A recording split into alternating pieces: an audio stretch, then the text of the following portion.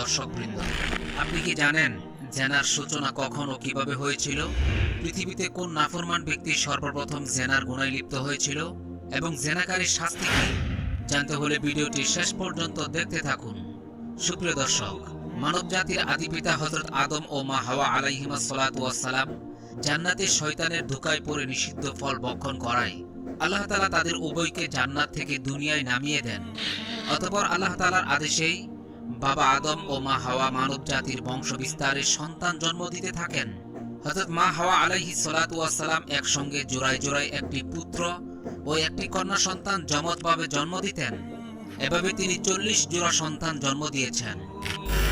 তৎকালে আল্লাহর বিধান অনুযায়ী প্রথমবারের পুত্রের সাথে দ্বিতীয়বারের কন্যা ও দ্বিতীয়বারের পুত্রের সাথে প্রথমবারের কন্যার বিবাহ হতো।